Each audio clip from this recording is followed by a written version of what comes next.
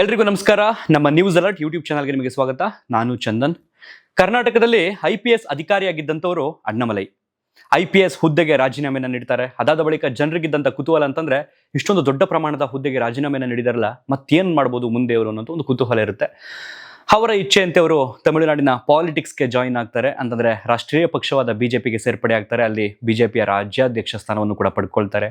ಅದಾದ ಬಳಿಕ ಮೊನ್ನೆ ನಡೆದಂತಹ ಲೋಕಸಭಾ ಚುನಾವಣೆಯಲ್ಲೂ ಕೂಡ ಸ್ಪರ್ಧೆ ಮಾಡ್ತಾರೆ. ಆದರೆ ಸೋಲನ್ನು ಅನುಭವಿಸ್ತಾರೆ.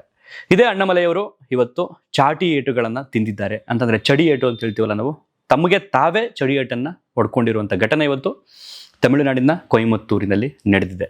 ಅಷ್ಟಕ್ಕೂ ಏನಿದು ಘಟನೆ, ಯಾಕೆ ಚಡಿ ಏಟನ್ನು ತಿಂದರು, ಇದೆಲ್ಲವನ್ನು ಕೂಡ ವಿಸ್ತಾರವಾಗಿ ಎಕ್ಸ್ಪ್ಲೇನ್ ಮಾಡ್ತೀನಿ. ಅದಕ್ಕೂ ಮೊದಲು ಯಾರಾದರೂ ಹೊಸಬರು ನಮ್ಮ ಚಾನಲ್ಗೆ ಮೊದಲ ಬಾರಿಗೆ ಭೇಟಿ ಕೊಟ್ಟು ಈ ವಿಡಿಯೋವನ್ನು ನೋಡ್ತಿದ್ರೆ ಸಬ್ಸ್ಕ್ರೈಬ್ ಮಾಡ್ಕೊಳ್ಳಿ. ಹಾಗೆಯೇ ಪಕ್ಕದಲ್ಲಿರುವಂಥ ಬೆಲ್ ಐಕಾನನ್ನು ಕ್ಲಿಕ್ ಮಾಡಿ.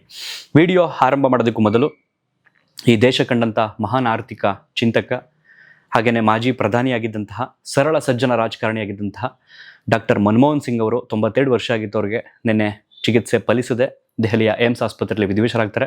ಅವರ ಆತ್ಮಕ್ಕೆ ಶಾಂತಿ ಸಿಗಲಿ ಅಂತ ಭಗವಂತನಲ್ಲಿ ಪ್ರಾರ್ಥಿಸ್ತಾ ಈ ವಿಡಿಯೋವನ್ನು ಆರಂಭ ಮಾಡ್ತೀನಿ. ಅಣ್ಣಾಮಲೈ ಅವ್ರ ಬಗ್ಗೆ ನಿಮಗೆ ಸಾಕಷ್ಟು ಜನರಿಗೆ ಗೊತ್ತು. ಇಲ್ಲಿ ಕರ್ನಾಟಕದ ಒಂದಷ್ಟು ಜಿಲ್ಲೆಗಳಲ್ಲಿ ತಮ್ಮ ಸೇವೆಯನ್ನು ಸಲ್ಲಿಸ್ತಾರೆ. ಅದಾದ ಬಳಿಕ ಇದ್ದಕ್ಕಿದ್ದ ಹಾಗೆ ಕಳೆದ 1-2 ವರ್ಷಗಳ ಹಿಂದೆ ರಾಜೀನಾಮೆಯನ್ನು ಕೊಟ್ಟುಬಿಡ್ತಾರೆ IPS ಹುದ್ದೆಗೆ. ಜನರಿಗಿದ್ದಂಥ ಕುತೂಹಲ ಅಂತಂದರೆ ಯಾವ ಪಕ್ಷಕ್ಕೆ ಹೋಗಿ ಸೇರ್ಕೋಬಹುದು ಇವರು ಅಂತ. ಸೊ ಅಣ್ಣಾಮಲೈ ಅವರು ಅವರ ಇಚ್ಛೆಯಂತೆ BJP ಪಾರ್ಟಿಗೆ ಜಾಯಿನ್ ಆಗ್ತಾರೆ. ಅದಾದ ಬಳಿಕ ಅಲ್ಲೇನೋ ಚಟುವಟಿಕೆಗಳು ನಡೀಬೇಕು ರಾಜಕೀಯವಾಗಿ, ಅದೆಲ್ಲವೂ ಕೂಡ ನಡೆಯುತ್ತೆ. ಕಳೆದ ಬಾರಿ ನಡೆದಂತಹ ಲೋಕಸಭಾ ಚುನಾವಣೆಯಲ್ಲಿ ಸ್ಪರ್ಧೆ ಮಾಡ್ತಾರೆ, ಸೋಲನ್ನು ಅನುಭವಿಸ್ತಾರೆ. ನಿನ್ನೆ ಒಂದು ಸುದ್ದಿಗೋಷ್ಠಿಯನ್ನು ಕರೀತಾರೆ ಮಾಧ್ಯಮಗಳ ಮೂಲಕ, ನಾಳೆ ನಮ್ಮ ಮನೆ ಮುಂದೆ ಈ ರೀತಿ ಪ್ರತಿಭಟನೆ ನಾನು ಮಾಡ್ತೀನಿ ಅಂತ. ಸೊ ಅದೇ ರೀತಿ ಇವತ್ತು ಪ್ರತಿಭಟನೆಯನ್ನು ಮಾಡಿದ್ದಾರೆ ನ್ಯಾಯಕ್ಕಾಗಿ. ಏನಿದು ನ್ಯಾಯಕ್ಕಾಗಿ, ಯಾಕೆ ಪ್ರತಿಭಟನೆ, ಯಾವ ಕಾರಣಕ್ಕೆ ಇದೆಲ್ಲ ಸೃಷ್ಟಿ ಆಯಿತು ಅನ್ನುವಂಥ ಒಂದು ಕ್ವೆಶನ್ ಮಾರ್ಕ್ ನಿಮಗಿರುತ್ತೆ. ಮೊದಲಿಗೆ ಅದನ್ನೇ ಎಕ್ಸ್ಪ್ಲೇನ್ ಮಾಡಿಬಿಡ್ತೀನಿ. ತಮಿಳುನಾಡಿನ ಚೆನ್ನೈನಲ್ಲಿ ನಿಮಗೆ ಒಂದು ಫೇಮಸ್ ಆದಂಥ ಒಂದು ವಿಶ್ವವಿದ್ಯಾನಿಲಯ ಇದೆ, ಅಣ್ಣಾ ಯೂನಿವರ್ಸಿಟಿ ಅಂತ. ಒಂದು ದೊಡ್ಡದಾದ ಬೃಹತ್ತಾದ ಒಂದು ವಿಶ್ವವಿದ್ಯಾನಿಲಯ. ಸಾವಿರಾರು ಮಂದಿ ವಿದ್ಯಾರ್ಥಿಗಳಲ್ಲಿ ವ್ಯಾಸಂಗವನ್ನು ಮಾಡ್ತಾ ಇರ್ತಾರೆ. ಎಷ್ಟೋ ಜನ ವ್ಯಾಸಂಗವನ್ನು ಮುಗಿಸ್ಕೊಂಡಿಗಾಗಲೇ ತಮ್ಮ ಕೆಲಸ ಕಾರ್ಯಗಳಲ್ಲಿ ತೊಡಗಿಕೊಂಡಿರ್ತಾರೆ. ಅದೇ ರೀತಿ ದ್ವಿತೀಯ ವರ್ಷದ ವಿದ್ಯಾರ್ಥಿನಿ ಒಬ್ಬರು ಅವರ ಫ್ರೆಂಡ್ ಹುಡುಗ ಅವ್ರ ಜೊತೆ ಆ ಕ್ಯಾಂಪಸ್ನಲ್ಲಿ ಕೂತ್ಕೊಂಡು ಮಾತಾಡ್ತಿದ್ದಕ್ಕಂಥ ಸಂದರ್ಭ ಬಂದು ಈ ಒಂದು ವಾರದ ಆಸುಪಾಸಿನಲ್ಲಿ ನಡೆದಿರ್ತಕ್ಕಂಥ ಘಟನೆ. ಐ ಥಿಂಕ್ ಸರಿಸುಮಾರು ಸಂಜೆ ಒಂದು 7 ಗಂಟೆ 8 ಗಂಟೆ ಸಮಯದಲ್ಲಿ ರಾತ್ರಿ ಅವರಿಬ್ಬರು ಕೂಡ ಕ್ಯಾಂಪಸ್ನಲ್ಲಿ ಕೂತ್ಕೊಂಡು ಮಾತಾಡ್ತಾ ಇರ್ತಾರೆ. ಒಂದು ಹುಡುಗ ಒಂದು ಹುಡುಗಿ. ಹುಡುಗಿಯ ವಯಸ್ಸು ಬಂದು 19 ವರ್ಷ, ದ್ವಿತೀಯ ವರ್ಷ ವ್ಯಾಸಂಗ ಮಾಡ್ತಾ ಇರ್ತಾರೆ ಅದು ಆ ಒಂದು ಯೂನಿವರ್ಸಿಟಿಯಲ್ಲಿ. ಆ ಯೂನಿವರ್ಸಿಟಿ ಮುಂಭಾಗದಲ್ಲಿ ಇರ್ತಕ್ಕಂಥದ್ದೇ ಕ್ಯಾಂಪಸ್. ಆ ಕ್ಯಾಂಪಸ್ಸಲ್ಲಿ ಕೂತಿರ್ತಾರೆ ಇವರಿಬ್ಬರು. ಆ ಸಂದರ್ಭದಲ್ಲಿ ಇಬ್ಬರು ಅಪರಿಚಿತರು ಕ್ಯಾಂಪಸ್ ಒಳಗಡೆ ನುಗ್ತಾರೆ. ಅದರಲ್ಲಿ 37 ವರ್ಷದ ಒಬ್ಬ ಯುವಕ, ಒಬ್ಬ ಅಪರಾಧಿ ಆರೋಪಿ, ಆ ಹುಡುಗನಿಗೆ ಹೊಡೆದು ಇಬ್ರು ಸೇರ್ಕೊಂಡು ಈ ಹುಡುಗಿಯನ್ನ ಆ ಕ್ಯಾಂಪಸ್ ಒಳಗಿಂದ ಎತ್ತಾಕೊಂಡು ಹೊರಗಡೆ ಹೋಗ್ತಾರೆ. ಅದಾದ ಬಳಿಕ ಅಲ್ಲೇ ಇದ್ದಂಥ ಪೊದೆಗೆ ಕರ್ಕೊಂಡೋಗಿ ಆ ಹುಡುಗಿ ಮೇಲೆ ಲೈಂಗಿಕ ದೌರ್ಜನ್ಯವನ್ನು ನಡೆಸ್ತಾರೆ. ಅದಾದ ಬಳಿಕ ಬೆಳಿಗ್ಗೆಗೆ ಈ ಘಟನೆ ಇಡೀ ತಮಿಳುನಾಡಿನಾದ್ಯಂತ ವೈರಲ್ ಆಗುತ್ತೆ. ಸೊ ನ್ಯಾಯಕ್ಕಾಗಿ, ಜೊತೆಗೆ ಆರೋಪಿಯನ್ನು ಬಂಧಿಸಿ ಕಠಿಣ ಕ್ರಮ ಕೈಗೊಳ್ಳಿ ಅಂತ ಎಲ್ಲ ರಾಜಕೀಯ ಪಕ್ಷದವರು ಕೂಡ ಫೈಟ್ ಅನ್ನು ಮಾಡ್ತಾರೆ. ಈ ಕಡೆ ವಿದ್ಯಾರ್ಥಿಗಳು ಕೂಡ ಯೂನಿವರ್ಸಿಟಿ ಮುಂಭಾಗದಲ್ಲಿ ಪ್ರತಿಭಟನೆಯನ್ನು ಮಾಡ್ತಾರೆ, ನಮಗೆ ನ್ಯಾಯ ಬೇಕು ಅಂತ. ಅದೇ ರೀತಿ ತಮಿಳುನಾಡಿನ BJPಯ ರಾಜ್ಯಾಧ್ಯಕ್ಷರಾಗಿರ್ತಕ್ಕಂಥ ಅಣ್ಣಾಮಲೈಯವರು ಸಾಮಾಜಿಕ ಜಾಲತಾಣಗಳಲ್ಲೂ ಕೂಡ ಪೋಸ್ಟ್ ಅನ್ನು ಹಾಕ್ತಾರೆ. ಅದೇ ರೀತಿ ಪ್ರತಿಭಟನೆಯನ್ನು ಕೂಡ ಮಾಡ್ತಾರೆ. ಅದೇ ರೀತಿ ಪೊಲೀಸರು ಅವ್ರನ್ನ ಕೂಡ ಬಂಧಿಸಿರ್ತಾರೆ. ಅವ್ರು ಹೇಳ್ತಿರ್ತಕ್ಕಂಥದ್ದು ಏನು ಅಂತಂದ್ರೆ, ತಮಿಳುನಾಡಿನಲ್ಲಿ ಮಹಿಳೆಯರಿಗೆ ನ್ಯಾಯ ಸಿಗ್ತಿಲ್ಲ, ಮಹಿಳೆಯರಿಗೆ ರಕ್ಷಣೆ ಸಿಗ್ತಿಲ್ಲ, ಈ ರೀತಿ ಘಟನೆಗಳು ನಡೀತಿದ್ರು ಪ್ರಸ್ತುತ ಅಧಿಕಾರದಲ್ಲಿರ್ತಕ್ಕಂಥ ಸರ್ಕಾರ ಯಾವುದೇ ರೀತಿ ಕ್ರಮಗಳನ್ನು ಕೈಗೊಳ್ತಿಲ್ಲ, ಕ್ಯಾರೆ ಅಂತಿಲ್ಲ ಅನ್ನೋ ಒಂದು ಕಾರಣಕ್ಕೆ ಪ್ರತಿಭಟನೆಯನ್ನು ನಡೆಸ್ತಾ ಇರ್ತಾರೆ. ಇಲ್ಲಿ ಕರ್ನಾಟಕದಲ್ಲಿ CT ರವಿ ಅವ್ರನ್ನ ಬಂಧಿಸಿರ್ತಾರಲ್ಲ, ಅದೇ ಸಂದರ್ಭದಲ್ಲಿ ಇವ್ರನ್ನು ಕೂಡ ಬಂಧಿಸಿರ್ತಾರೆ. ಅದಾದ ಬಳಿಕ ಅವರು ಹೊರಗೆ ಬರ್ತಾರೆ. ಇದ್ದಕ್ಕಿದ್ದಾಗೆ ಒಂದು ಫೋಟೋ ವೈರಲ್ ಆಗುತ್ತೆ, ನೀವು ಗಮನಿಸಬಹುದು. ಯಾರು ಆರೋಪಿ ಅನ್ನುವಂಥದ್ದನ್ನು ಕೂಡ ನೀವು ಗಮನಿಸ್ತಾ ಇದ್ದೀರಿ. ಈ ಆರೋಪಿ ಬಂದು ಸದ್ಯ ತಮಿಳುನಾಡಿನ CM ಏನಿದ್ದಾರೆ ಸ್ಟಾಲಿನ್, ಅವ್ರ ಮಗ ಬಂದು ಉದಯನಿಧಿ ಸ್ಟಾಲಿನ್, ಅವರ ಮಗನೇ ಪ್ರಸ್ತುತ ತಮಿಳುನಾಡಿನ DCM. ಈ ಕಡೆ ಅಪ್ಪ CM, ಮಗ DCM. ಸೊ ಉದಯನಿಧಿ ಸ್ಟಾಲಿನ್ ಜೊತೆಗೆ ಆರೋಪಿ ಆಗಿರ್ತಕ್ಕಂಥವನು ಇರುವಂತಹ ಫೋಟೋ ವೈರಲ್ ಆಗುತ್ತೆ. ಸೊ ಅದು ಅಲ್ಲಿದ್ದಂಥ ಎಷ್ಟೋ ರಾಜಕಾರಣಿಗಳಿಗೆ, ರಾಜಕೀಯ ಪಕ್ಷಗಳಿಗೆ ಕೋಪವನ್ನು ತರಿಸುತ್ತೆ. ಇಂಥ ಆರೋಪಿಗಳನ್ನ ಪೋಷಣೆ ಮಾಡ್ತಿರತಕ್ಕಂಥವ್ರು, ಬೆಳೆಸ್ತಿರ್ತಕ್ಕಂಥವ್ರು ಇವರೇನಾ ಅಂತ ಅನ್ಕೊಂಡು ಹೋರಾಟದ ಸ್ವರೂಪ ಸ್ವಲ್ಪ ಉದ್ವಿಗ್ನ ಆಗುತ್ತೆ. ಅದೇ ರೀತಿ ನಿನ್ನೆ ಕೂಡ AIADMK ಅಂದ್ರೆ DMKಗೆ ಆಪೋಸಿಟ್ ಇರುವಂತ ಒಂದು ಪಕ್ಷ, ಒಂದು ದೊಡ್ಡ ಪಕ್ಷ ಅಂತಂದ್ರೆ ಅಲ್ಲಿ AIADMK ಜಯಲಲಿತಾ ಅವರು ಇದ್ರಲ್ಲ ಆ ಒಂದು ಪಕ್ಷ. ಸೊ ಆ ಪಕ್ಷದವರು ಹಾಗೇನೆ BJP ಅವರು ಎಲ್ಲರೂ ಸೇರ್ಕೊಂಡು ನಿನ್ನೆ ಪ್ರತಿಭಟನೆಯನ್ನು ನಡೆಸ್ತಾ ಇರ್ತಾರೆ. ಆ ಸಂದರ್ಭದಲ್ಲಿ ಪೊಲೀಸರು ಇವರನ್ನ ಬಂಧಿಸ್ತಾರೆ. ಅಣ್ಣಾಮಲೈಯವರಾಗಿರ್ಬೋದು ಅಥವಾ AIADMK ಆಗಿರ್ಬೋದು, ಇವರೆಲ್ಲರನ್ನು ಕೂಡ ಬಂಧಿಸ್ತಾರೆ. ಆ ಸಂದರ್ಭದಲ್ಲಿ ಅಣ್ಣಾಮಲೈಯವರು ಪತ್ರಿಕಾಗೋಷ್ಠಿಯನ್ನು ಕರೀತಾರೆ, ಮಾಧ್ಯಮಗಳು ಕೂಡ ಅದರಲ್ಲಿ ಭಾಗವಹಿಸ್ತಾರೆ. ಸೊ ಆ ಸಂದರ್ಭದಲ್ಲಿ ಅಣ್ಣಾಮಲೈಯವರು ಹೇಳ್ತಾರೆ, ಈ ರೀತಿ ಆಗಿದೆ, ಇಂಥ ಆರೋಪಿಯನ್ನ ಇವರೇ ರಕ್ಷಣೆ ಮಾಡ್ತಾ ಇದ್ದಾರೆ, ಇಂಥವ್ರನ್ನ ಇವರೇ ಬೆಳೆಸ್ತಾ ಇರ್ತಕ್ಕಂಥದ್ದು, ಉದಯನಿಧಿ ಸ್ಟಾಲಿನ್ ಹಿಂಗೆ ಮಾಡ್ತಿರೋಂಥದ್ದು. ಸೊ ನಮ್ಮ ತಮಿಳುನಾಡಿನಲ್ಲಿ ಮಹಿಳೆಯರಿಗೆ ರಕ್ಷಣೆ ಇಲ್ಲ, ಗೌರವ ಇಲ್ಲ, ನ್ಯಾಯ ಸಿಗ್ತಿಲ್ಲ, ಸೊ ನನಗೆ ನ್ಯಾಯ ಬೇಕು ಅನ್ನುವಂಥದ್ದನ್ನ ಶಪಥ ಮಾಡಿ ಅಲ್ಲೊಂದು ಸ್ಟೇಟ್ಮೆಂಟ್ ಅನ್ನ ಪಾಸ್ ಮಾಡ್ತಾರೆ. ಈ ಒಂದು ಪಾರ್ಟಿಯನ್ನ, ಈ ಒಂದು DMK ಪಕ್ಷವನ್ನ ಕಿತ್ತೆಸೆಯೋ ತನಕ ನಾನು ಯಾವ ಕಾರಣಕ್ಕೂ ಪಾದರಕ್ಷೆಗಳನ್ನ ಧರಿಸುವುದಿಲ್ಲ. ಚಪ್ಪಲಿ ಆಗ್ಬೋದು, ಶೂ ಆಗ್ಬೋದು, ಇನ್ನಿತರ ಯಾವ ಕಾರಣಕ್ಕೂ ನಾನು ಇನ್ಮೇಲೆ ಚಪ್ಪಲಿ ಹಾಕೋಲ್ಲ. ಸೊ ಹೆಚ್ಚು ಕಡಿಮೆ ತಮಿಳುನಾಡಿನಲ್ಲಿ ವಿಧಾನಸಭಾ ಚುನಾವಣೆ ನಡೆಯೋದಕ್ಕಿರುವಂಥ ಸಮಯ ಬಂದು 1.5 ವರ್ಷ, ಹೆಚ್ಚು ಕಡಿಮೆ 1 ವರ್ಷ 4 ತಿಂಗಳು, 16 ತಿಂಗಳು ಅಂತ ಅಂದ್ಕೊಳ್ಳಿ. ಸೊ ಇವರು ಈಗಲೇ ಶಪಥವನ್ನ ಮಾಡಿದ್ದಾರೆ, ಅಂದ್ರೆ ಈ ಪಾರ್ಟಿಯನ್ನ ಕಿತ್ತೆಸೋ ತನಕ ನಾನು ಯಾವ ಕಾರಣಕ್ಕೂ ಚಪ್ಪಲಿಯನ್ನ ಹಾಕೋಲ್ಲ ಅಂತ.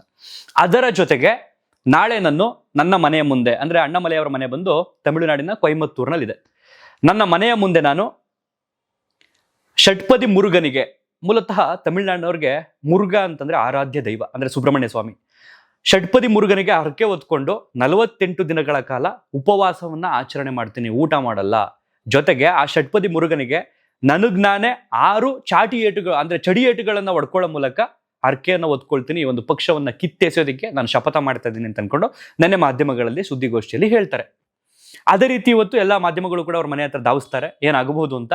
ಅದೇ ರೀತಿ ಇವತ್ತು ಅಣ್ಣಾಮಲೈಯವರು ಬರ್ತಾರೆ, ಬಂದು ಆ ಚಡಿ ಇರುತ್ತಲ್ಲ ಚಾಟಿ, ಅದನ್ನ ತಗೊಂಡ್ಬಂದು 8 ಏಟುಗಳನ್ನ ಹೊಡ್ಕೊಳ್ತಾರೆ. 8 ಏಟು ಹೊಡ್ಕೊಂಡು 9ನೇ ಏಟು ಹೊಡೆಯುವಂಥ ಸಂದರ್ಭದಲ್ಲಿ ಬಿಜೆಪಿ ನಾಯಕರು ಇವರೆಲ್ಲ ಓಡ್ಬಂದು ಇವರನ್ನ ಬೇಡ ಬೇಡ ಬೇಡ ಅಂತ ಅನ್ಕೊಂಡು ತಡೆದು ನಿಲ್ಲಿಸ್ತಾರೆ. ಸೊ ದೃಶ್ಯವನ್ನ ನೀವು ಗಮನಿಸಬಹುದು. ಈಗ ಆಗ್ತೀನಿ ಈಗ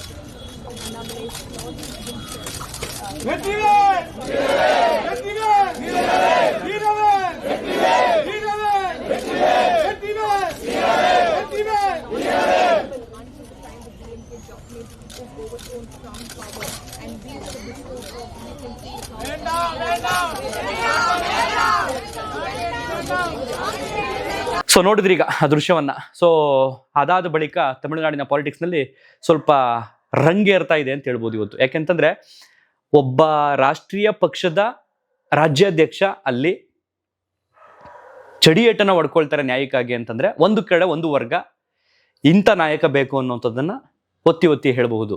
ಮತ್ತೊಂದು ವರ್ಗ ಇದೇನಪ್ಪ ಇದು IPS ಆಫೀಸ್ ಆಗಿದ್ದಂಥವ್ರು, ಇವರು ಊಟ ಬಿಡ್ತೀನಿ, ಉಪವಾಸ ಮಾಡ್ತೀನಿ, ವ್ರತ ಮಾಡ್ತೀನಿ ಅನ್ಕೊಂಡು ಚಾಟಿ ಏಟ ಹೊಡ್ಕೊಳ್ಳೋಂಥದ್ದು, ಇದೆಲ್ಲ ವ್ಯಂಗ್ಯ ಅಂತ ಕೆಲವರು ಅಪಹಾಸ್ಯ ಮಾಡ್ತಿದ್ದಾರೆ. ಇನ್ನು ಕೆಲವರು ನಮಗೋಸ್ಕರ ನ್ಯಾಯ ಬೇಕು ಅನ್ನೋಂಥದಕ್ಕೆ ಈ ರೀತಿ ಹೊಡ್ಕೊಳ್ತಿದ್ದಾರೆ ಅಂತಂದ್ರೆ ಗ್ರೇಟ್ ಅನ್ನೋಂಥದ್ದನ್ನು ಕೂಡ ಈ ಕಡೆ ಒಂದಷ್ಟು ಜನ ವ್ಯಕ್ತಪಡಿಸ್ತಿದ್ದಾರೆ. ಸೊ ಮುಂದೆ ಇದು ಏನಾಗಬಹುದು? ಹೆಚ್ಚು ಕಡಿಮೆ ಇನ್ನೂ 16 ತಿಂಗಳಿದೆ ಅಲ್ಲಿ MLA ಎಲೆಕ್ಷನ್ ನಡೆಯೋದಕ್ಕೆ, ವಿಧಾನಸಭಾ ಚುನಾವಣೆ ನಡೆಯೋದಕ್ಕೆ. ಈ ಕಡೆ DMK ಪ್ರಬಲವಾಗಿ ಬೇರಿರತಕ್ಕಂಥ ಪಕ್ಷ, ಅದಕ್ಕೆ ಆಪೋಸಿಟ್ ಅಂತ ಬಂದ್ರೆ ಟಕ್ಕರ್ ಕೊಡೋದಕ್ಕೆ ರೆಡಿ ಇರುವಂತ ಒಂದು ಪಾರ್ಟಿ ಅಂತಂದ್ರೆ AIADMK, ಇವರು ಕೂಡ ಆಡಳಿತ ಮಾಡಿರತಕ್ಕಂಥವ್ರು. ಸೊ ಇದೆಲ್ಲದರ ಜೊತೆಗೆ ಮೊನ್ನೆ ತಮಿಳಿನ ನಟ ವಿಜಯ್ ಅವರು TVK ಅನ್ನುವಂಥ ಒಂದು ಹೊಸ ಪಕ್ಷವನ್ನು ಕೂಡ ಸ್ಥಾಪನೆ ಮಾಡ್ತಾರೆ, ಘೋಷಣೆ ಮಾಡ್ತಾರೆ. ಅದು ಕೂಡ ಒಂದು ದೊಡ್ಡ ಮಟ್ಟದ ಹೆಸರನ್ನ ಮಾಡುತ್ತೆ ಆ ಒಂದು ಮೊದಲ ಸಮಾವೇಶ. ಸೊ ಈ ಕಡೆ ಅಣ್ಣಾಮಲೈಯವರು ಕೂಡ ಬಿಜೆಪಿಯಲ್ಲಿ ರಾಜ್ಯಾಧ್ಯಕ್ಷ ಆಗಿರತಕ್ಕಂಥದ್ದು ಇಡೀ ತಮಿಳುನಾಡಿಗೆ ಗೊತ್ತು. ಈ ಕಡೆ ಕಮಲ್ ಹಾಸನ್ ಅವರಾಗಿರ್ಬೋದು, ರಜನಿಕಾಂತ್ ಅವರಾಗಿರ್ಬೋದು, ಮತ್ತಷ್ಟು ಸ್ಟಾರ್ ನಟರಾಗಿರ್ಬೋದು, ಒಂದಷ್ಟು ಪಕ್ಷಗಳಿದ್ದಾವೆ, ಕಾಂಗ್ರೆಸ್ ಇರ್ಬೋದು, ಕಮ್ಯುನಿಸ್ಟ್ ಇರ್ಬೋದು, ಒಂದಷ್ಟು ಎಲ್ಲಾ ಪಕ್ಷಗಳಿದ್ದಾವೆ ಅಲ್ಲಿ. ಬಟ್ ಅಲ್ಲಿಯ ಜನ ಪ್ರಾದೇಶಿಕ ಪಕ್ಷಗಳಿಗೆ ಜಾಸ್ತಿ ಬೆಲೆಯನ್ನು ಕೊಡುವಂಥದ್ದು. ಅದೇನೇ ಆದ್ರೂ ಪರವಾಗಿಲ್ಲ, ಪ್ರಾದೇಶಿಕ ಪಕ್ಷ ಬೇಕು ಅವ್ರಿಗೆ. ಯಾಕಂದ್ರೆ ತಮಿಳುನಾಡಲ್ಲಿ ರಾಷ್ಟ್ರೀಯ ಪಕ್ಷಗಳು ಇದುವರೆಗೆ ಯಾವುದೋ ಆಡಳಿತ ಮಾಡಿಲ್ಲ, ಅಧಿಕಾರಕ್ಕೂ ಕೂಡ ಬಂದಿಲ್ಲ. ಸೊ ಅಂಥದ್ರಲ್ಲಿ ಅಣ್ಣಾಮಲೈಯವರು ತುಂಬಾ ಕಷ್ಟಪಡ್ತಿದ್ದಾರೆ. ಬಟ್ ಇದಾಗದೇ ಇರೋ ಕೆಲಸ ಅಂತಲೂ ಕೂಡ ಕೆಲವರು ಹೇಳ್ತಾರೆ. ಅದು ಬಿಜೆಪಿ ಅಧಿಕಾರಕ್ಕೆ ಬರುತ್ತಾ, ಇದೆಲ್ಲ ಆಗುತ್ತಾ, ವರ್ಕೌಟ್ ಆಗುತ್ತಾ, ಯಾಕೆ ಬೇಕು ಇವ್ರಿಗೆ ಅನ್ನೋದನ್ನು ಕೂಡ ಹೇಳ್ತಾರೆ. ಬಟ್ ಇನ್ನೂ ಕೆಲವರು ಹೇಳ್ತಾರೆ ಅಣ್ಣಾಮಲೈಯವರು ಇನ್ನೂ ಯುವಕರಿದ್ದಾರೆ, ಅವ್ರ ಕೈಲಿ ಆಗುತ್ತೆ, ಅಸಾಧ್ಯ ಅನ್ನುವಂಥದ್ದು ಯಾವುದಿಲ್ಲ, ಕಷ್ಟಪಡ್ತಿದ್ದಾರೆ, ಖಂಡಿತ ಆಗುತ್ತೆ ಅನ್ನೋಂಥದ್ದು ಕೂಡ ಹೇಳ್ತಿದ್ದಾರೆ.